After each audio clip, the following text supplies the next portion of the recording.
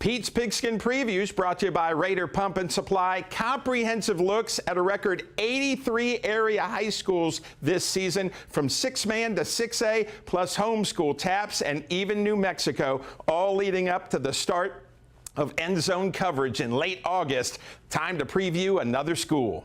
All right, Coach, first remind us how Sudan finished up last year. Well, last year we went 6-5 and lost in the by-district round of the playoffs. What's the attitude coming into this year? You know, lots of excitement, just like, every year. Got a big group of seniors, got 13 seniors this year, and they're excited and ready to continue to build on the tradition that we've had here at Sudan.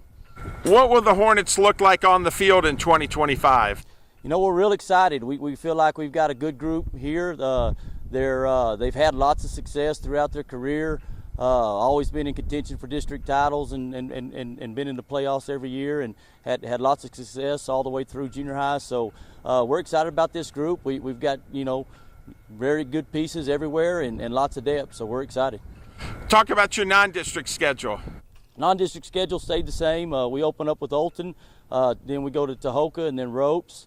And then we finish up with Vega and Plains, and every one of those schools are really good. Obviously Ropes is ranked in the top 10, and Tahoka went three rounds last year, and Olton's always good, and Vega and Plains are traditionally very, very good teams.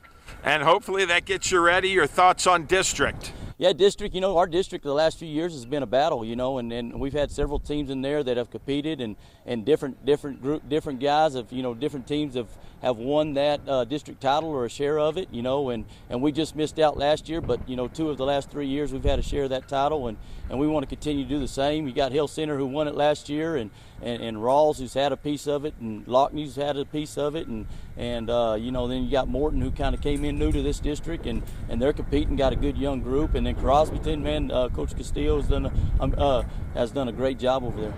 And then, Coach, talk about this community as school gets started again. I know they're excited about athletics. Oh, absolutely.